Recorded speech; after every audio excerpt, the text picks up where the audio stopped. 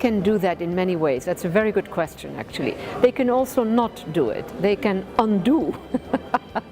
But I think that one issue for me is how the new architectural intervention fits into the existing landscape. And I am not one of those who thinks that contextual architecture is the way to go. Sometimes yes.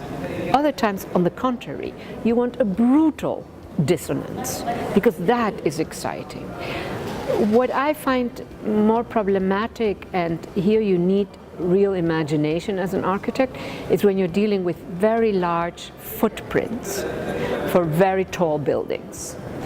And I would say that the Rotterdam Tower, which is sort of a vertical city, I think this is part of our future. I think we will be seeing, we will be needing more and more of that, where we have, yes, a big footprint, in other words, a big building, but inside the building you get another level of urbanity. And that again is a challenge.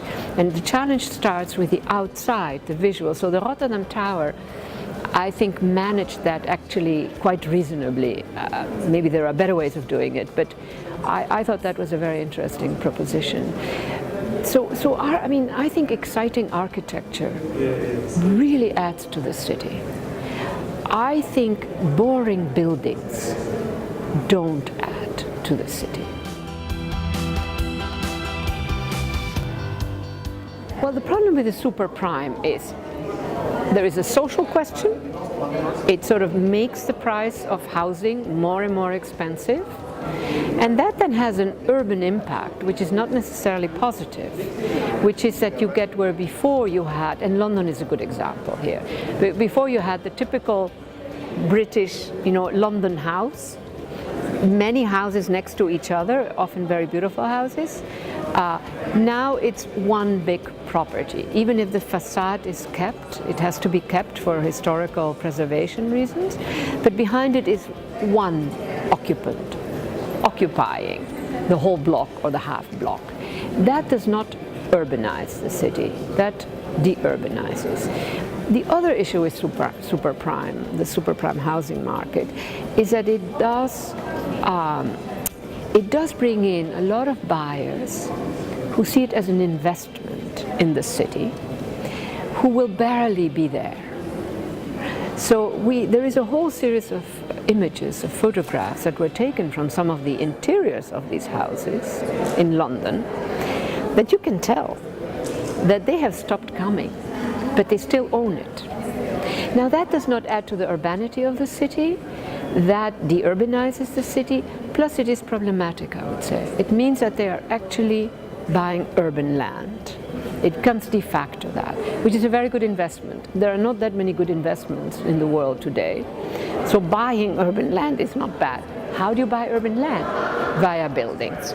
If they are almost never there, I think de facto, not de jure, they have bought urban land because they're not using it, they're not renting it out, it's not a live property. The city needs inhabitants. What you cannot have is a lot of emptiness, that de-urbanizes. So that is one of the issues with the super prime market. The fact that it also is a very international market, I have no problems with that. Cities always have had many mixtures. But if you have an imbalance, because most of your buyers are one foreign nationality, that is a bit less urban.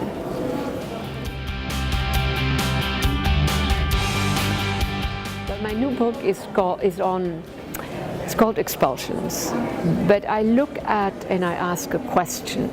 Why is it that very complex forms of knowledges that we really admire, say the algorithms of physics, for instance, the engineering that it takes to build certain types of buildings, why is it that today they so often produce sort of very elementary brutalities?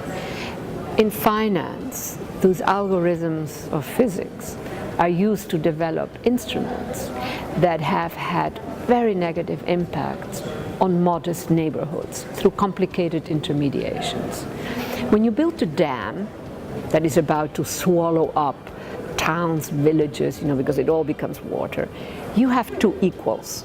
You have the complexity of building that dam, many forms of knowledge, and you have a grand, brutal event. That sort of makes it visible, right? Then you know. But a lot of what happens today is sort of dribbles into elementary brutalities. That is sort of what I look at. And I look at all kinds of sectors. So I look at finance, particular aspects of finance that has destroyed neighborhoods. In Europe, in the United States, and it's now moving to India and to China, so not good. This particular instrument.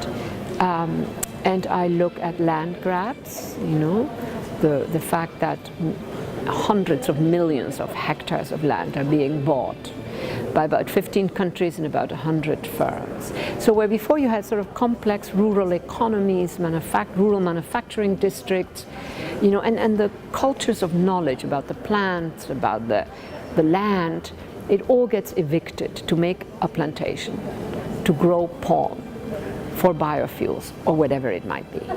And so that then of course produces expulsions of people that then go to the city. So that's another subject I look at. And then I look at dead land and dead water and how we manage to create so much of it. And of course the effect of that also is that more and more people will wind up in cities. So I think that all the urban professions really need to engage with a lot of non-urban conditions in order to get, at some of the very complex and foundational innovations that we need to keep a certain balance in this world. Because right now we're really creating multiple imbalances. Cities should be sites where we deploy all kinds of knowledges, coming from biology, coming from, all kinds of fields, so that cities contain within them enormous capacities to be environmentally sustainable. I love the example of the bacterium, that if you put it in brown waters, which is what we produce in kitchens and restaurants and bathrooms, a problem for all cities. But this bacterium produces a plastic that is actually biodegradable. We need plastics in just about everything that we do. And so here, what is a negative now becomes a positive. And so you could sort of recode, that is my image, recode the city with all its problems into positives. And that means going way beyond the sort of policy domain when it comes to the environmental question. But cities have all that diversity, all that complexity, and they should be extraordinary places for having a serious engagement with our environment and our destructions of the environment.